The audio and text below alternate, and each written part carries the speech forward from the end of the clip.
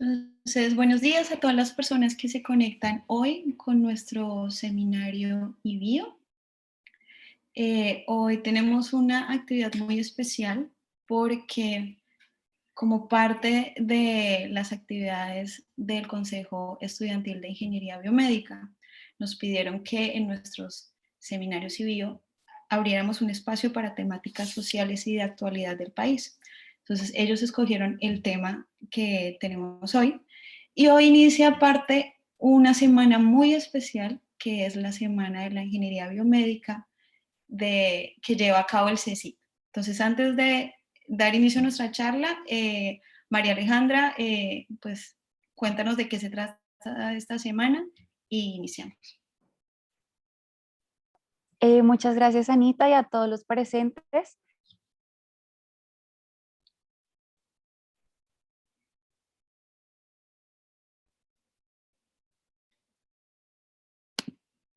Entonces, es una actividad planeada presencial, pero pues se va a aplazar debido a la alerta roja que se está presentando en este momento. Y pues los invitamos a que también participen mucho por Instagram. Estamos haciendo posts todos los días de diferentes temas, el consejo, para que con los profesores y algunas de las líneas de investigación que ellos tienen, y también algunos tips de salud mental y pues entre otras cosas muy interesantes que son para ustedes. Bueno, también quiero agradecerle a Javier Osuna por participar en esta actividad de hoy, por darnos de su tiempo. Él es magíster en investigación social interdisciplinar y comunicador social y periodista, ganador del Premio Nacional de Periodismo Simón Bolívar en el 2017 y 2019, y en este mismo año tuvo el Premio Nacional del Periodismo CPB. Actualmente se desempeña como director de la Fundación Fahrenheit 451 y es profesor universitario. Entonces, pues le doy la palabra a Javier. Muchísimas gracias nuevamente por darnos de tu tiempo y de tu conocimiento. Listo, adelante, muchas gracias. Pues muchas gracias a ti, María Alejandra, por esa presentación, pero sobre todo quiero comenzar expresando pues mi satisfacción de sumarme a este esfuerzo por salirnos de nuestra propia disciplina y por expandir el horizonte de la mirada pues a una realidad tremendamente necesaria en el país. Como investigador suelo decirle a las personas cuando tengo la oportunidad de hacerlo que con el conflicto y el desarrollo del conflicto armado en nuestro país termina ocurriendo una lógica un poco macabra de forclusión de una realidad que toca la vida de todos y que está mucho más cerca de lo que pensamos. Sin lugar a dudas, creo que uno de los efectos más devastadores del conflicto armado tiene que ver con el reclutamiento forzado, y en ese sentido pues me siento muy feliz de que tengamos este espacio para compartirles algunas de las experiencias que desde hace pues tantos años venimos desarrollando con la Fundación Fahrenheit 451. A modo de contexto, y antes de presentarles unas diapositivas y algo del material que tengo preparado, quisiera contarles un poco quiénes somos, ¿no? ¿Qué es lo que hacemos? La Fundación Fahrenheit 451 es una entidad sin ánimo de lucro que desde hace 15 años trabaja con la producción de narrativas escritas y orales como un mecanismo de transformación social. Lo hacemos con diferentes sectores de la sociedad, que digamos, comparten todos un rasgo en común, y es que son sectores que habitualmente no tienen la posibilidad de difundir sus opiniones, sus narrativas, o no son tenidas en cuenta habitualmente en la construcción de memoria. Lo digo porque a veces quienes investigamos solemos pararnos sobre el presupuesto de que las comunidades no tienen voz, y lo cierto es que tienen. Lo que no tienen son canales de difusión, y en ese sentido nosotros apoyamos ese proceso de alentar a otros a decir, de alentar a otros a contar. El nombre de nuestra organización proviene de la obra del escritor norteamericano Ray Bradbury, que plantea precisamente la trascendencia y la importancia del relato para definirnos. Recordarán ustedes que en esa novela de ficción la estrategia que usan los personajes de este libro es memorizar, convertirse en el libro. Y lo que hacemos desde la Fundación, seguidos por esta premisa, es inculcarle a diferentes comunidades. Trabajamos con personas privadas de la libertad en cárceles del país, trabajamos con personas mayores en diferentes regiones de Colombia, trabajamos con personas en condición de discapacidad, con distintos tipos de discapacidad. Y esta línea que nos reúne el día de hoy se llama Les di la mano, tomaron la piel. tiene que ver precisamente con el trabajo que desarrollamos con niños y niñas que en el desarrollo del conflicto han hecho parte de grupos armados o que han sido víctimas de la violencia que se produce en el marco de ese conflicto. Entonces, la experiencia que voy a compartirles el día de hoy, no sin antes invitarlos a conocer de cerca nuestro trabajo. Todas nuestras publicaciones son gratuitas, se encuentran en nuestra página de internet. Pueden entrar a ellas muy fácil, es www.fundacion451.com. Allí pueden encontrar ustedes información de todos los proyectos que desarrollamos. Somos también la entidad que organiza el Festival de Literatura de Bogotá todos los años. Hoy les compartiré un poco de información al respecto cuando terminemos. Entonces, voy a comenzar a proyectarles algunas diapositivas aquí. Esto me parece que es importante para que ustedes se hagan una idea de los esfuerzos que venimos haciendo desde la Fundación por visibilizar los efectos y las narrativas que se producen en el marco de esa experiencia de reclutamiento por parte de niños y niñas. ¿Ustedes me podrían confirmar si ya se está viendo la diapositiva correctamente?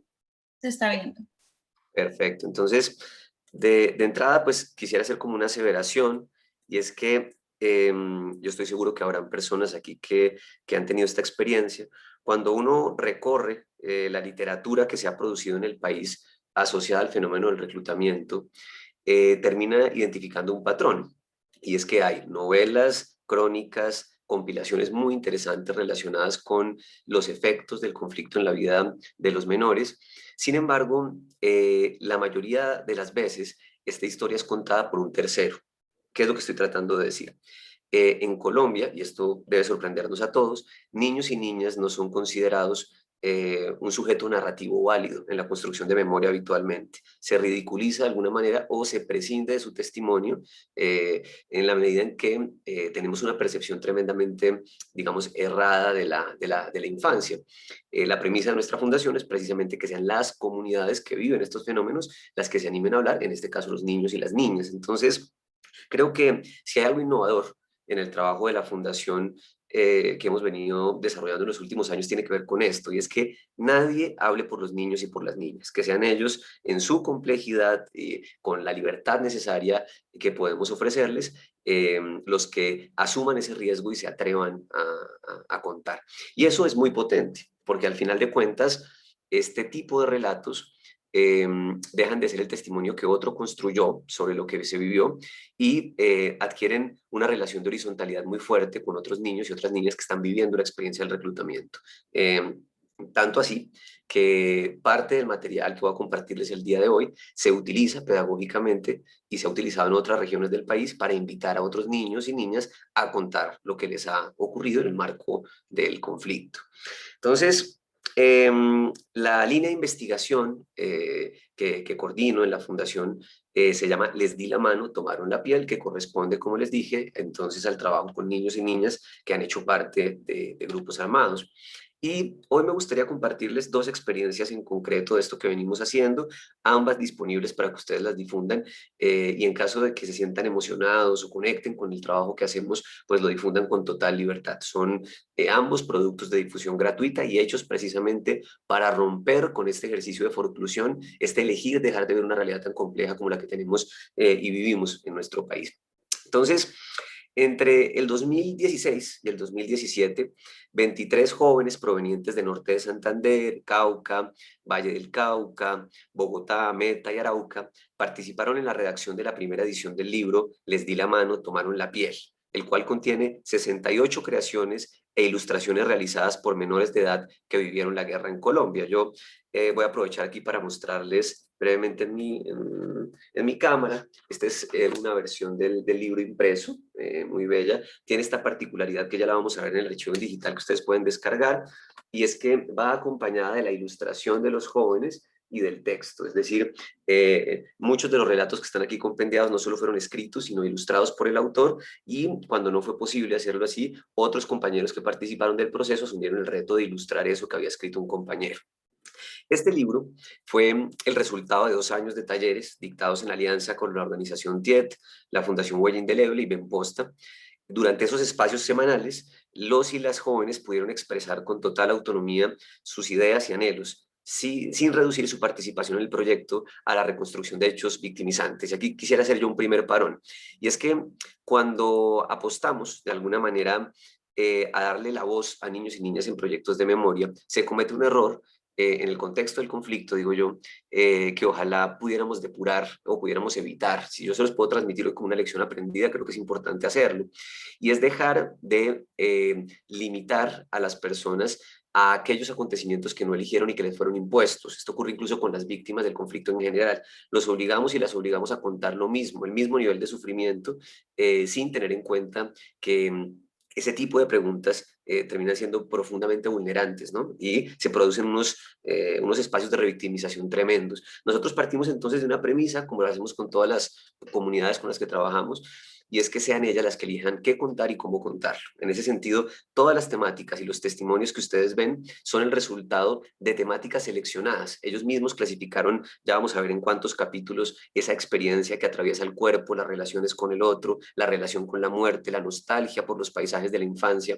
Ellos mismos construyeron, podemos decir nosotros, un derrotero de temas sobre el que con libertad decidieron contar y se animaron precisamente a compartir estas historias con sus compañeros, con Colombia. Y bueno, ya les contaré todo lo que ha pasado con este libro que ha sido maravilloso. Entonces, el resultado fue este libro, Les di la mano, tomaron la piel, que fue reeditado en 2018 por Claxo. De hecho, contó también con el apoyo de la Universidad de La Plata en Argentina, un tiraje que se distribuyó en algunos países de América Latina. Y en 2020 el libro ha vuelto a ser editado, esta vez con el apoyo de Naciones Unidas, precisamente un poco apelando a ese valor transformador que tiene lo que está allí puesto para niños y niñas que están atravesando esta situación. Me traje aquí un fragmentico pequeño de una... esto es un fragmento de una reseña que salió en la revista Arcadia cuando el libro salió, porque me parece bello lo que escribió el periodista. Dice: los 2 años de proceso terminaron por materializarse en 167 páginas y 7 capítulos. A lo largo de esa lectura es posible sentirse identificado, entender que lo allí plasmado consigna parte de la historia que compartimos como seres humanos y como país. Sin proponérselo, este libro constituye un resguardo en el que la memoria puede descansar fuera del alcance de nuestra indiferencia y de nuestra apatía.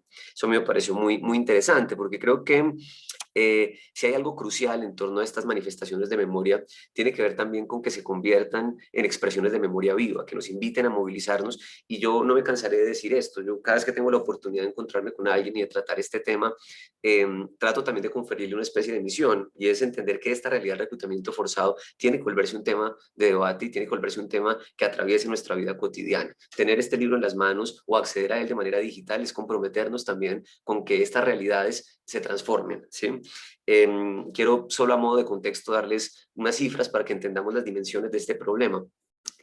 Claudia Julieta Duque, la reconocida periodista colombiana que rescató la memoria de Jaime Garzón del olvido y de las mentiras que se estaban construyendo en la investigación por su asesinato, hizo parte de la Comisión de la Verdad de Guatemala e investigó este tema, por supuesto en Guatemala y en Colombia.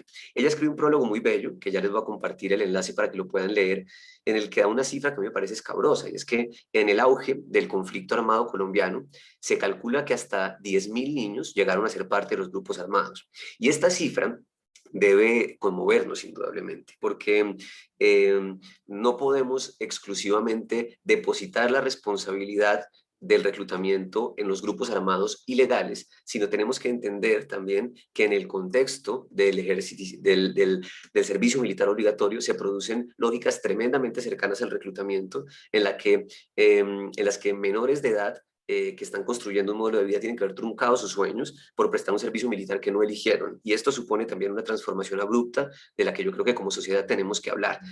Para que nos entendamos, compañeros y compañeras, vivimos en un país en el que la guerra se hace con niños. Todos los actores armados reclutan por igual, y en ese sentido esto tiene que parar, porque lo saben ustedes, pues la infancia, más allá de ser una etapa trascendental de la vida, pues es aquella en la que comenzamos a construir nuestro proyecto a seguir, es donde comenzamos a de alguna manera delinear esas decisiones autónomas que van a construir nuestra vida adulta. Quiero que cualquiera de ustedes se imagine lo que podría llegar a ser su vida como adulto de no haber tenido la capacidad o la posibilidad de elegir cuando fueron niños un destino distinto al que se les impuso a través de la violencia o de la fuerza. Creo que eso debe invitarnos a todos a reflexionar. Quería compartirles algunas imágenes muy lindas. Esto es el lanzamiento del libro originalmente. Ven ustedes allá Noel Palacios, un reconocido músico de salsa, que también vio su vida pues afectada por el conflicto. Él, en el caso de la masacre de Bojayá, estuvo compartiendo. Ustedes ven aquí a varios de los muchachos que hicieron parte de ese grupo del libro de Les di la mano, tomaron la piel y siéndoles franco, pues fue para nosotros un día muy especial en la medida en que todo ese esfuerzo, todo ese trabajo, cuando nosotros iniciamos a trabajar, jamás pensamos que el libro pues, saliera, no teníamos ni siquiera los fondos pensados, no sabíamos muy bien ese proyecto hacia dónde iba a caminar, no se había tenido en cuenta ni siquiera la variable de la ilustración, que creo que fue un papel trascendental aquí, y fue un día muy, muy especial. Parte de esa alegría se las quería mostrar como con esta imagen. Y me gustaría pasar pues a lo bueno en este caso, ¿no? Que podamos ir directamente a esa experiencia que ustedes pueden encontrar a través de nuestra página de internet. Entonces, por aquí quisiera, permítanme ustedes un segundito, quiero abrir aquí un enlace, pero esto se me está trabando un poco, en un segundo. Vamos a correr esto para abajo. Entonces, aquí aparece el libro de Les di la mano, tomaron la piel. ¿Ya lo están viendo? No, seguimos viendo la ¿Siguen presentación. viendo la presentación? Sí. Permítanme, voy a volver a dar. Tienes que dejar de compartir pantalla y volver a compartir. Ustedes me dirán si aquí Ahora está, sí, ahora sí está apareciendo. sí. Perfecto, muchas gracias.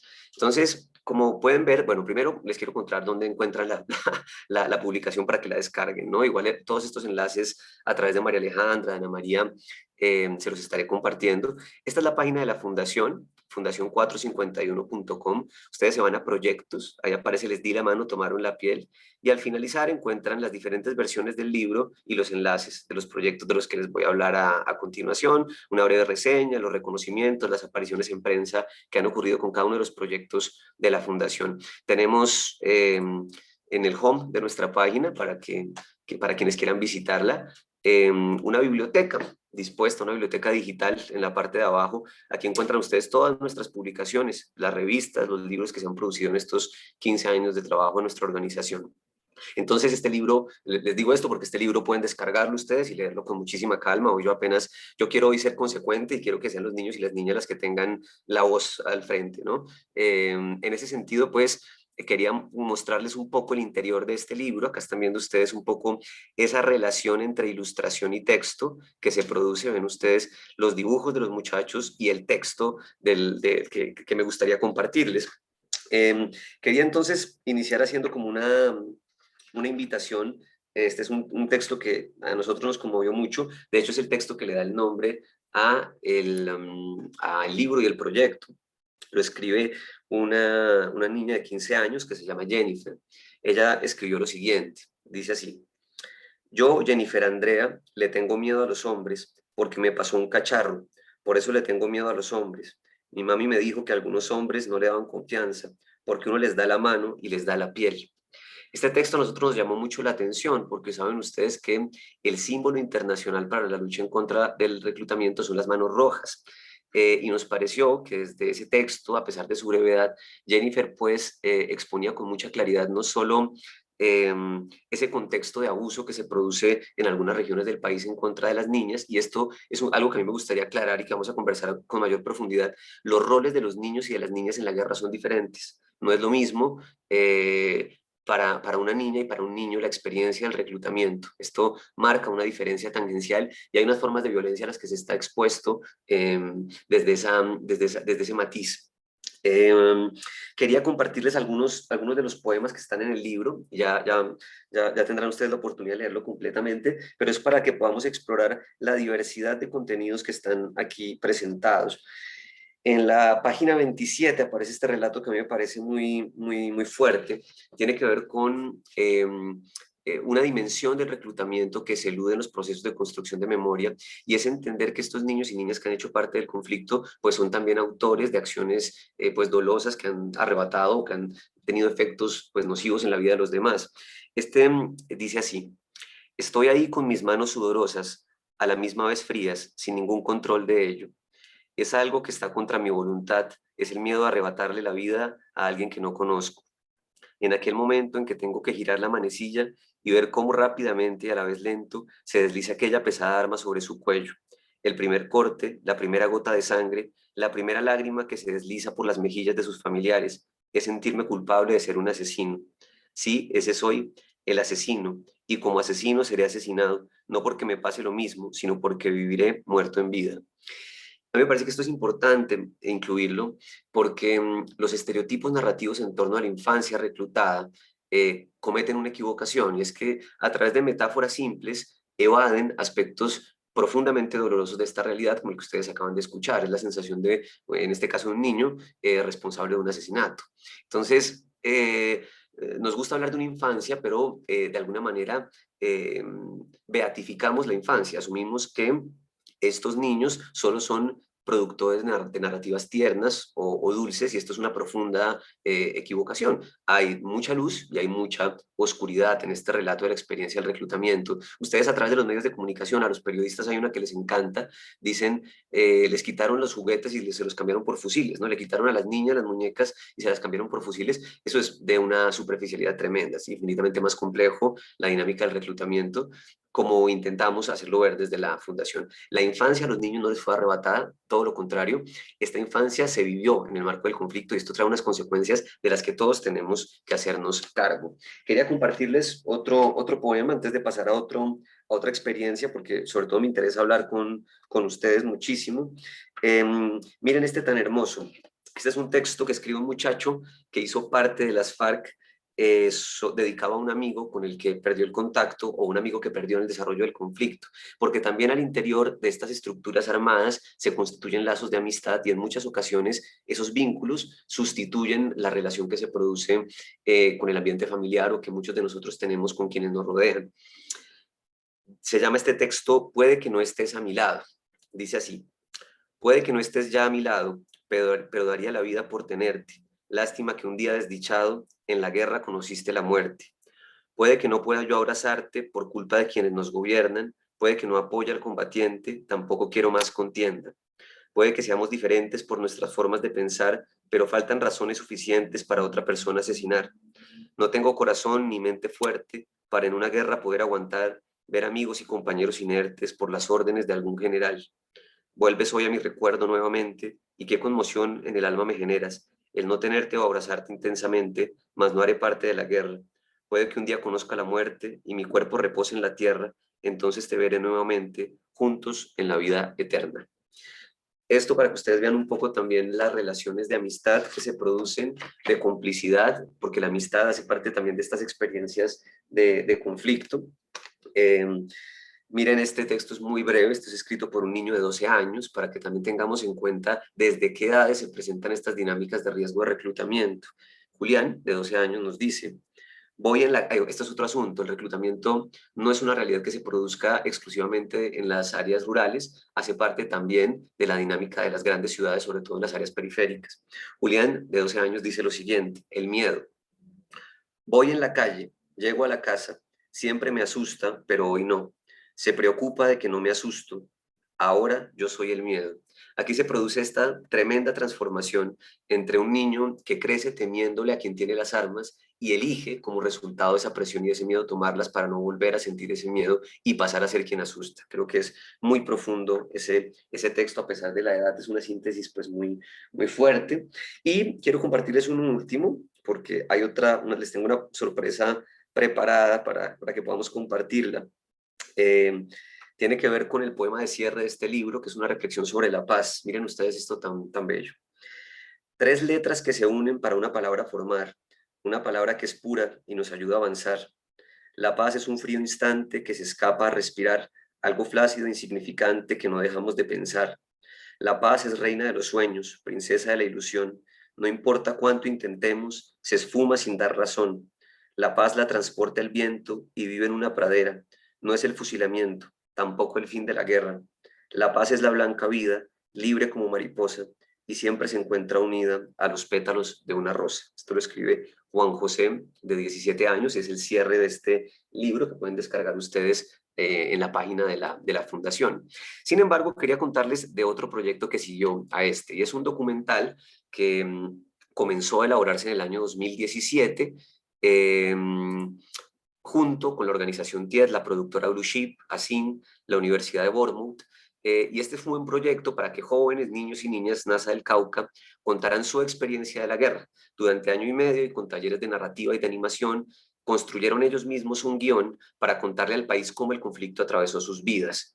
En esta región, donde siguen presentándose el fenómeno del reclutamiento, el resultado final de este proceso fue un corto animado de 25 minutos que, como acabo de decirles, ellos mismos escribieron y, atención, ellos mismos animaron. Este proceso es podríamos decir nosotros, un proyecto del que nos sentimos muy orgullosos. Es una elaboración de los jóvenes, en este caso, evidenciar cómo el reclutamiento toca también las dimensiones de nuestros pueblos originarios, concretamente de los NASA en el Cauca, que han estado expuestos a diferentes manifestaciones de violencia a lo largo de la historia.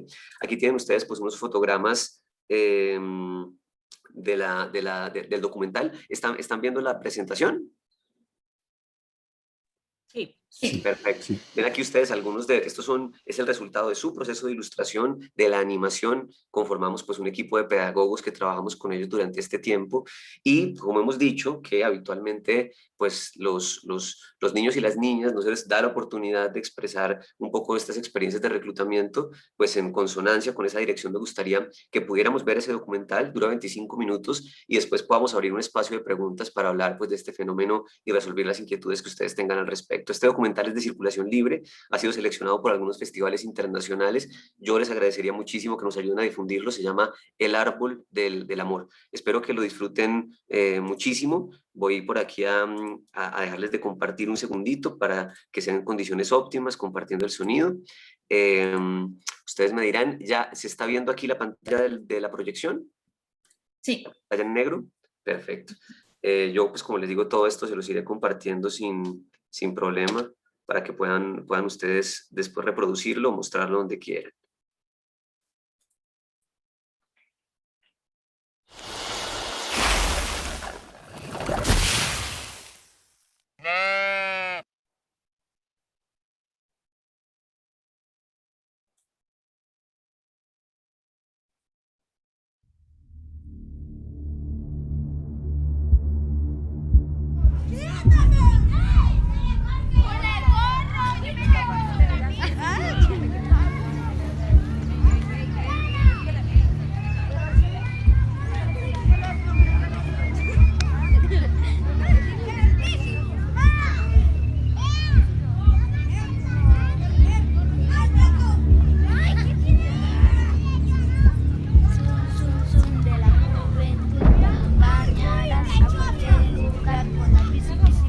La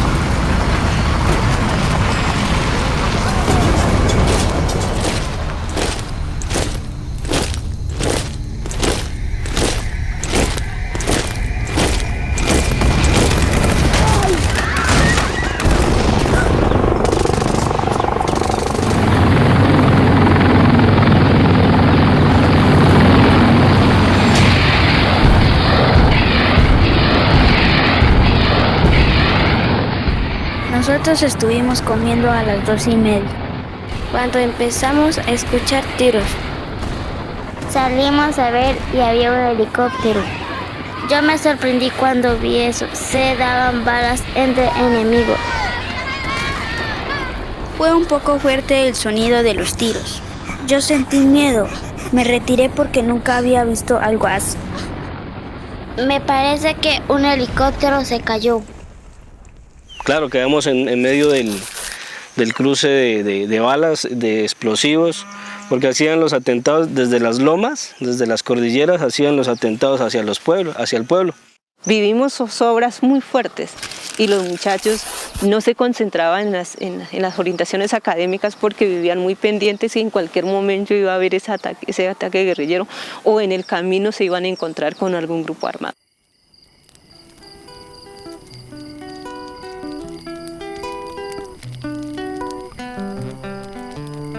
Puede que ustedes no sepan, pero les voy a contar la verdad, lo que la guerra hizo con toda mi comunidad.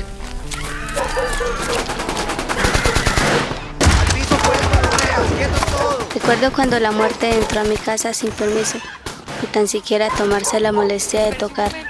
Por esta razón mi familia fue perjudicada, nuestros seres queridos han sido reclutados por las Fuerzas Armadas sin razón y sin ningún motivo.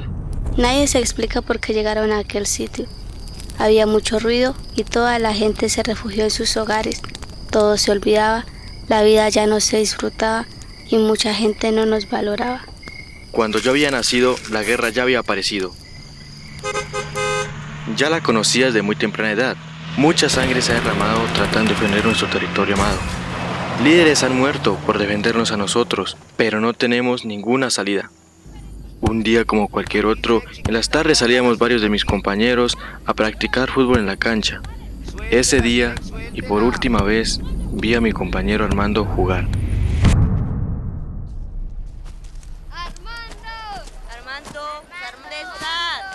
Al día siguiente, como de costumbre, madrugaba al colegio. No sabía lo que había pasado. Con la sorpresa que formamos ese día, el profesor nos contó que Armando no aparecía, no daban razón de él.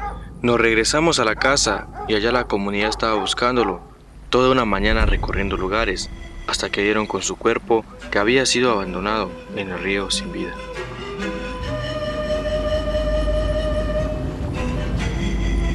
Compañero asesinado sin culpa alguna, se le arrebataba la vida a tan pocos días de terminar sus estudios de graduación.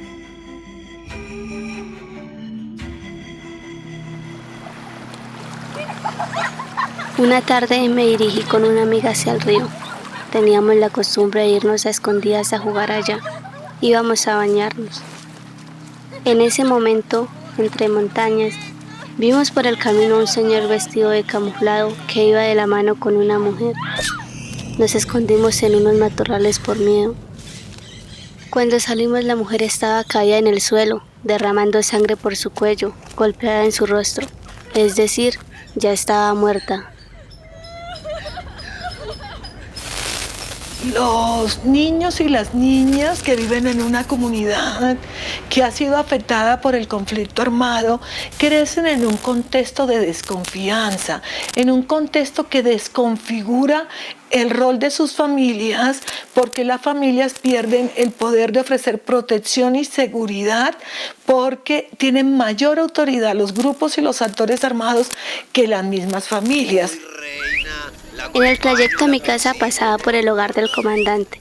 Cuando pasaba siempre me tiraban piropos y silbidos molestándome. Por mi parte me molestaba, porque él era un hombre mayor y él podía ser mi papá. Por eso no me gustaba. Muchas no soportan los problemas con sus papás en la casa. Cuando hacen mingas, aquí algunos papás se emborrachan y le pegan a las mamás, y ahí unas se aburren y se van.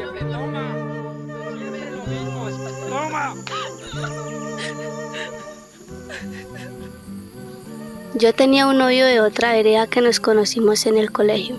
Todas las tardes nos encontrábamos en el árbol del amor. Un día él llegó todo asustado y me dijo que lo habían amenazado y le habían dicho que se tenía que alejar de mí, que si seguía conmigo lo iban a matar y cortarlo en 1000 pedazos. Yo tuve mucho miedo de que eso le pasara. En ese entonces yo tenía 14 años y yo pensaba que era muy mayor. Él estaba con unas muchachas a las que también él amenazaba y les hacía lo mismo que a mí.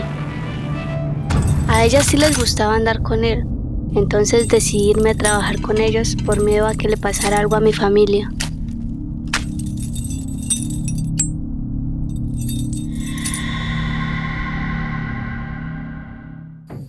Desde Pira, hablando con la verdad, vivo en un pueblo unido, lleno de amor. Recuerdo también como Dariel, mi mejor amigo del colegio. Hacíamos cosas diferentes, como los viejos tiempos en que nos encontrábamos en el árbol del amor. Siempre apostábamos quién era el mejor que rimaba. Cuando yo no podía, él me enseñaba, como mi padre él era. Cuando se despidió y se fue para la guerra, todo cambió. No era lo mismo. Toda la rima que me enseñó no sabía con quién practicar yo. A escondidas ensayaba porque en la casa a mi madre no gustaba el rap que yo rimaba.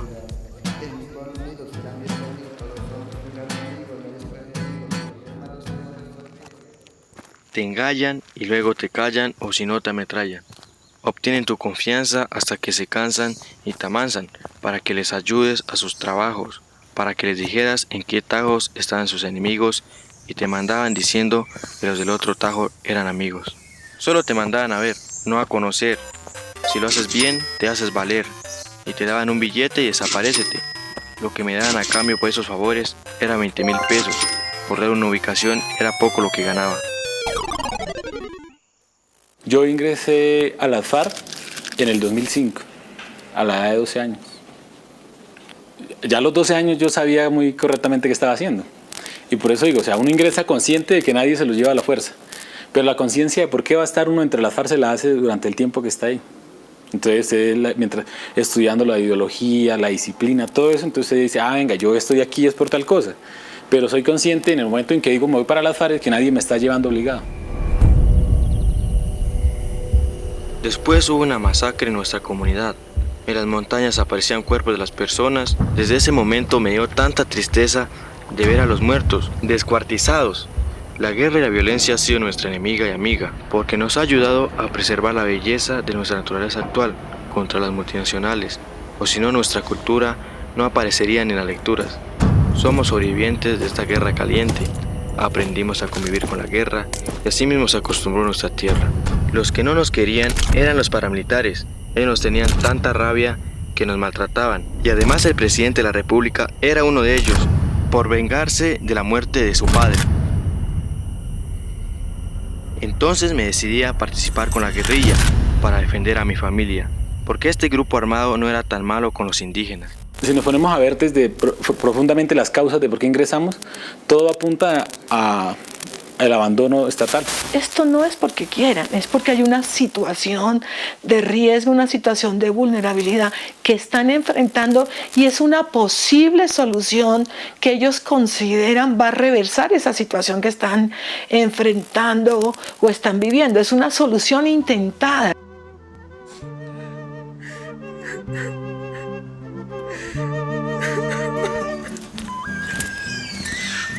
En el transcurso del camino vi hermosos paisajes, animales de diferentes clases, hasta monos, pero también las mulas muertas que por su cansancio no podían más.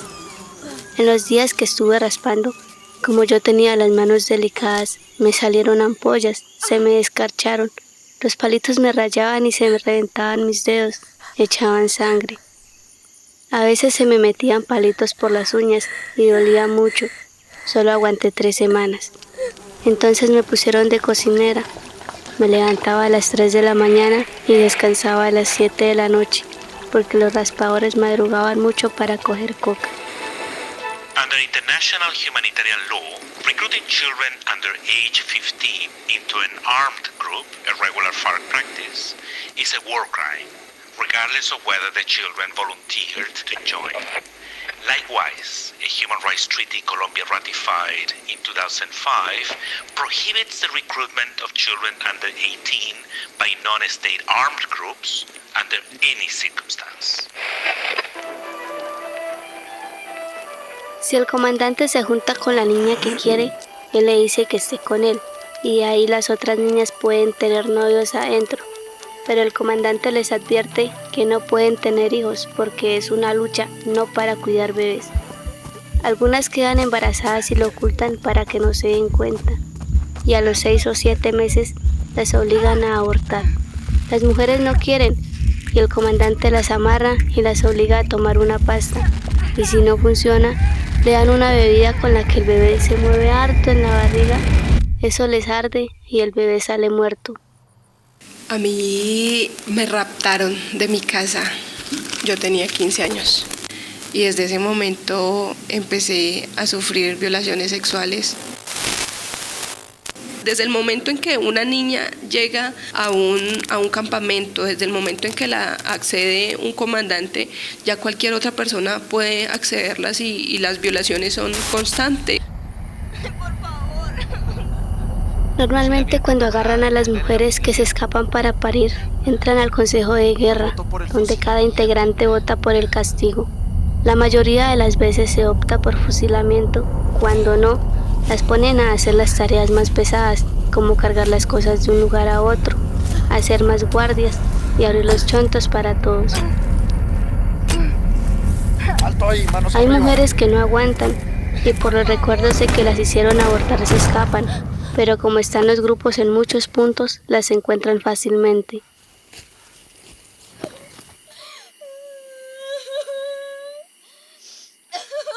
Aparte, debido a las violaciones, yo quedé en embarazo, entonces me obligaron a abortar con 6 meses de embarazo. Yo tenía 16 años. No podía llorar, no podía contarle a nadie. Todos los días era muy dolorosa, era muy difícil. Pero ya después del aborto, pues yo siempre lloraba, pero cuando estaba de guardia, porque pues es un momento en el que uno estaba prácticamente solo.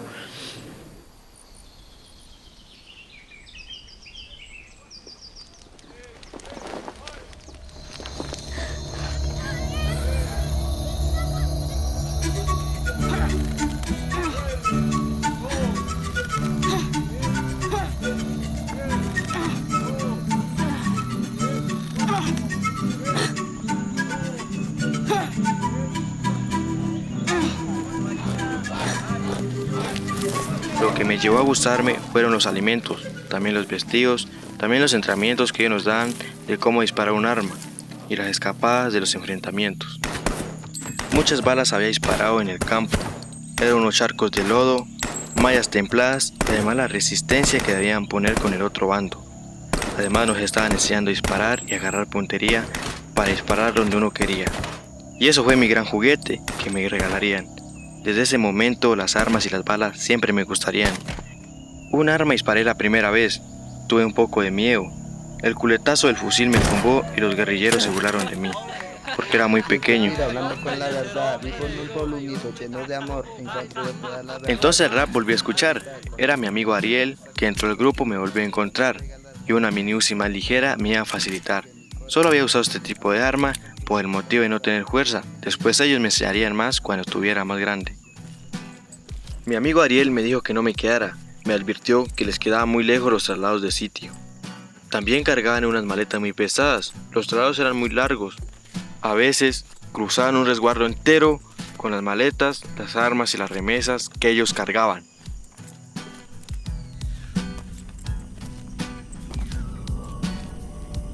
Cuando había enfrentamientos, no comían, no podían dormir tranquilos porque tenían que guardiar. Nos tocaba cambiar de posición todas las noches y teníamos que prestar guardia, parados, listos para disparar. En las noches sí me daba un poco de miedo, porque apenas me dieron una carpa de plástico para hacer una cama. ¡Huyan, huyan! ¡Estamos rodeados! Como a la 1 de la mañana, nos dijeron que el ejército tenía rodeada la zona. Corrimos y dejamos el armamento y todo lo que nos habían dado. Existe una regla de que si dejas el armamento y todo lo que te dan, debes responder por lo mismo, pero 2 veces, o serás castigado. Los dos, mi amigo Ariel y yo, tuvimos miedo de esto y nos devolvimos para recoger las cosas.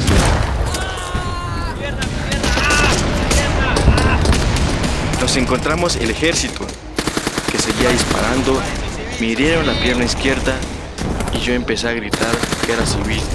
Me llevaron herido al hospital. Son las 12 del mediodía, soy Camila Zuluaga y estas son las noticias. Más de 50 años de conflicto con la guerrilla de las FARC están llegando a su fin. Con el proceso de paz, las FARC se desmovilizó y la Guardia Indígena me encontró y me reclamó. Se lograron muchas cosas. Ellos me fueron a buscar y me encontraron. Hoy me protegen a mí y a mi familia para no volver a esos pasos. Me llevaron a un hogar tutor, donde estuve 8 meses. Allí me pusieron a estudiar. Ahí tuve terapia para recuperarme el tiro. Me acordé del número de mi papá. Él está en Santander y me trajo de regreso a casa. El cabildo dijo que se hacía responsable de mí. Volví y pensaba en Dariel, que estuvo conmigo todo el tiempo, y le escribí que te extrañaba siempre. Soñaba estar practicando todo lo que nos rimaba. Pasó mucho tiempo y de ti no sabía nada, hasta que escuché que un día volviste y muy feliz tú me pusiste. No dejaba de pensar lo que tú me dijiste, que volverías y una canción me regalarías. Todo cambió. Como los viejos tiempos, nunca regresó. Para la tumba, él en un cajón volvió. Toda la comunidad al velorio asistió. La familia muy triste quedó. En la tarde muy soleada se enterró. Todo el rap se olvidó. El único que siguió era yo.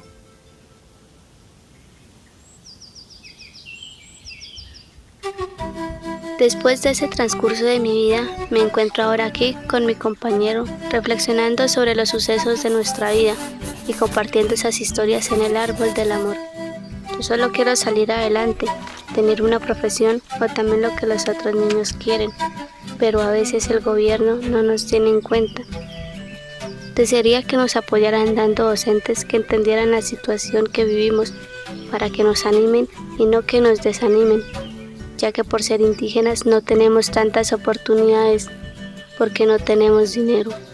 También deseo que por medio de estas narrativas los niños o adultos de diferentes lugares entiendan lo que vivimos nosotros y no nos juzguen, y por este medio nos escuchen los que hacen la guerra. Todo cambió en el colegio. Una libertad conseguí y muy feliz me siento. De vez en cuando siempre recuerdo a mi amigo corriendo al lado, guardiando, cuidando a los demás compañeros. ¿Quién diría que el abecedario me ayudaría a desahogarme de los pensamientos que sentía y nunca olvidaría? Con palabras los deshacería.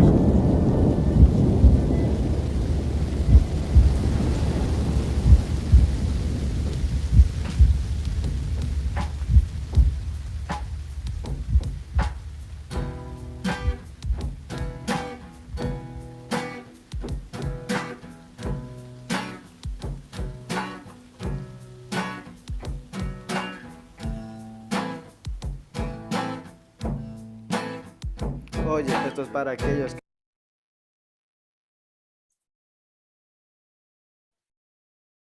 Bueno, por cuestiones de tiempo, para que podamos tener un espacio para abrir preguntas, lo detengo allí.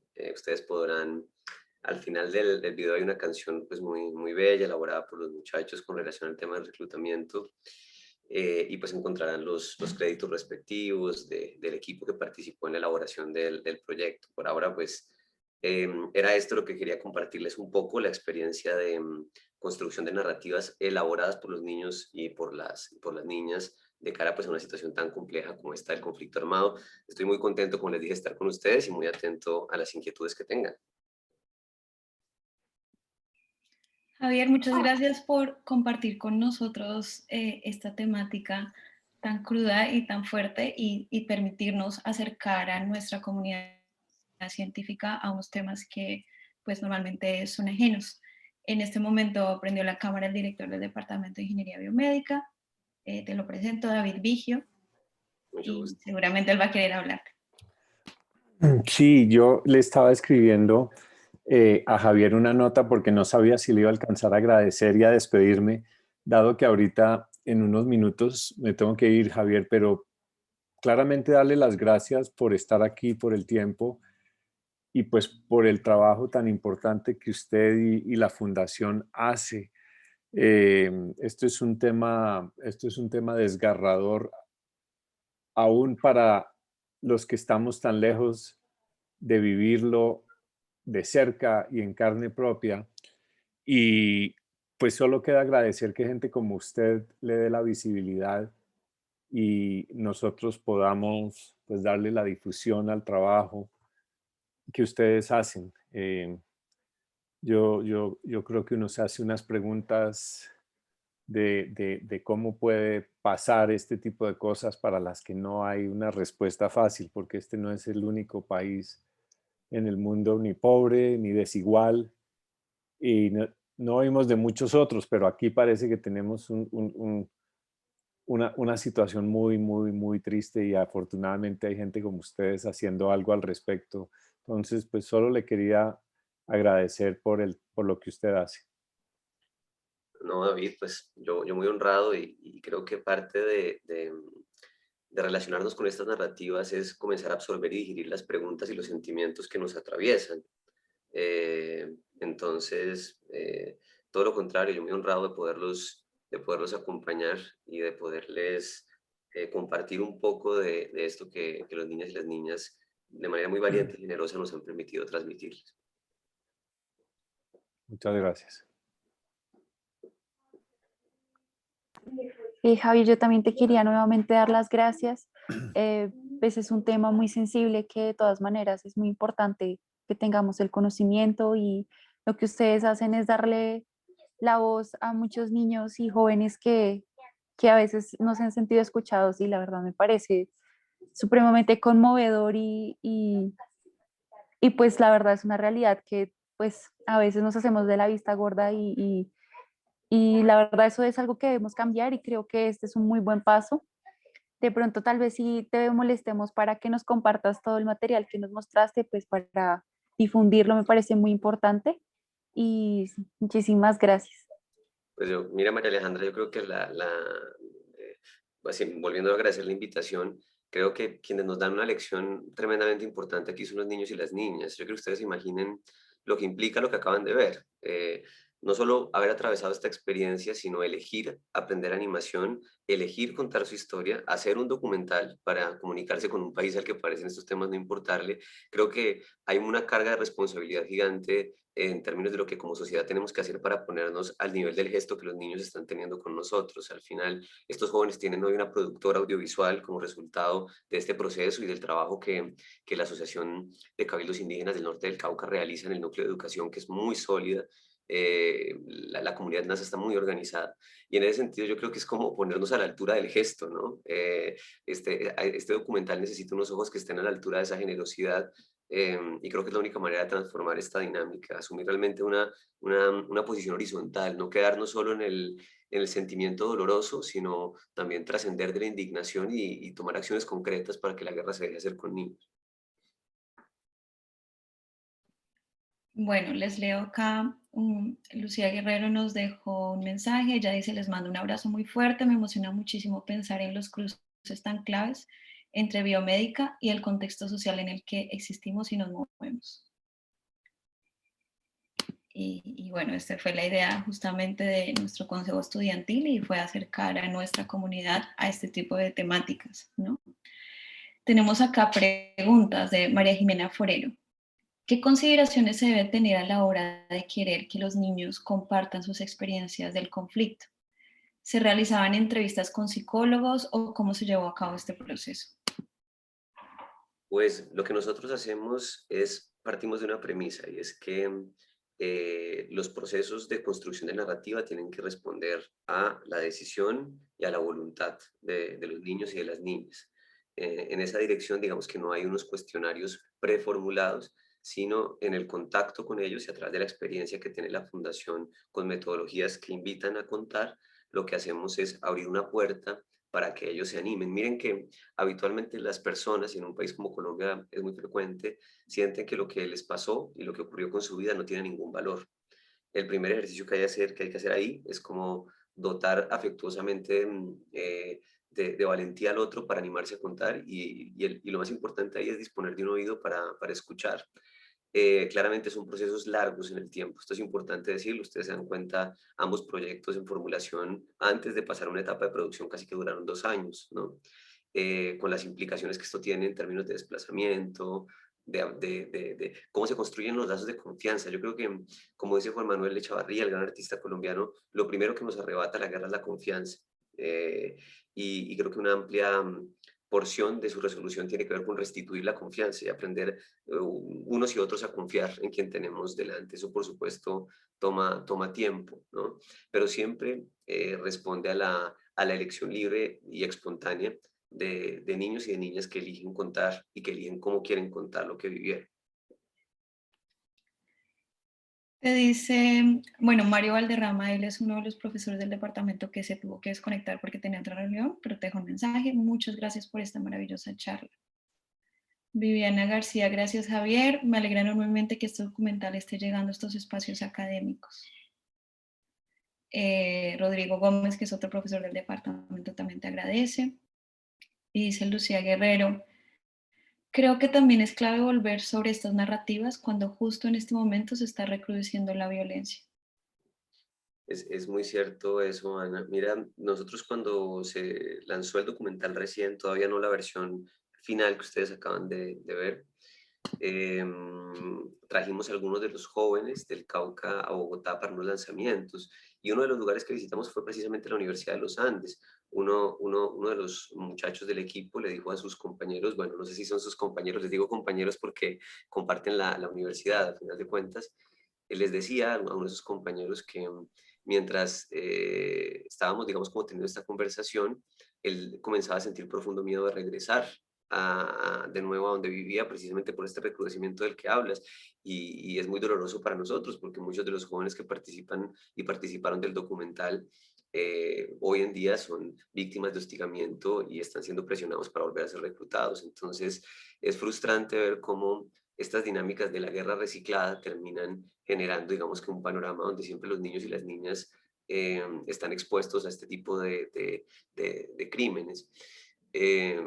Luego, me parece muy importante eso que dices, y es que claramente este proceso de paz originalmente parecía abrir una puerta de transformación para el país, que como resultado de la negligencia en el cumplimiento de lo pactado, pues está no solo costando la vida efectivamente de muchos líderes sociales comprometidos con la restitución y la sustitución de cultivos, sino también de muchos niños y niñas que están volviendo a ver los actores armados ingresar de nuevo a sus territorios. Yo les puedo garantizar que este documental no habría podido hacerse de no existir un periodo de tregua en el que pudimos trabajar por contextos largos de tiempo y gracias al trabajo de la Guardia Indígena para generar entre comillas, asepsia en términos de poder trabajar con ellos sin la presión de los actores armados, a pesar de que hubo complicaciones al respecto, porque estas son verdades incómodas.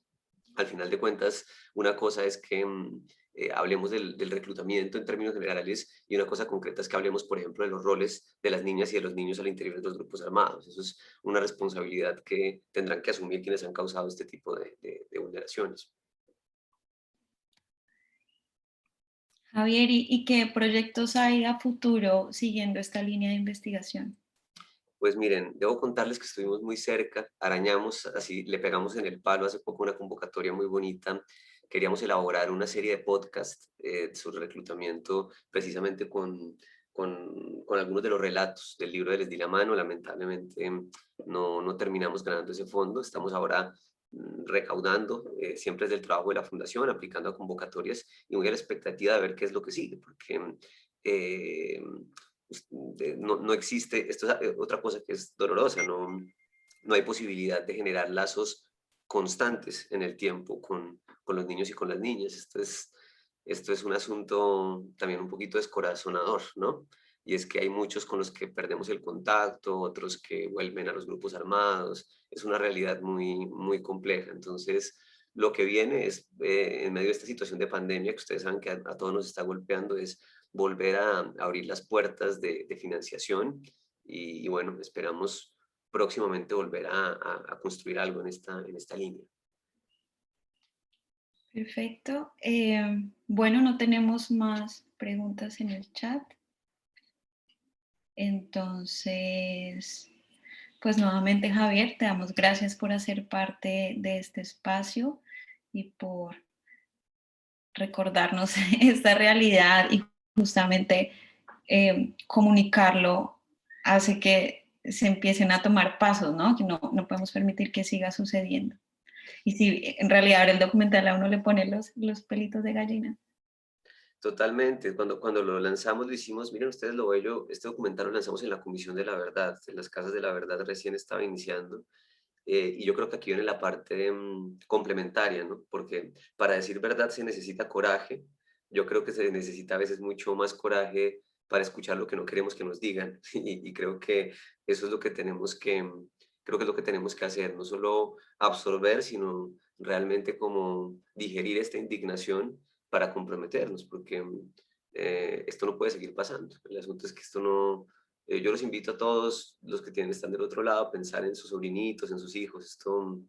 Esto tiene que parar. Así es. Bueno, entonces ya con esta reflexión nos despedimos por el día de hoy. Les hacemos nuevamente la invitación a conectarse con la Semana del Ingeniero Biomédico que está organizando el CECIP. Puedes poner el link del CECIP para que las personas que siguen conectadas, si no tienen la página del CECIP, los encuentren. Y también con el Festival de Literatura de Bogotá que está sucediendo. Este link no sé si lo pusiste para que las personas puedan acceder. Lo puedes dejar en el chat. Todos cordialmente invitados. Voy a ponerles aquí la programación oficial del festival. Recuerden, vamos hasta el 22 de mayo y por supuesto todos los eventos son gratuitos. Nosotros felices. Acabo de compartirles allí la dirección. Ahí encuentran la programación. Todos los eventos son virtuales y sientan que este festival les pertenece. Por favor, estaremos muy contentos de vernos por allí. Así sea virtualmente por ahora. Listo. Muchas gracias y a todos los espero el próximo lunes en un nuevo seminario de bio. Que les vaya muy bien. Adiós. Muchas gracias.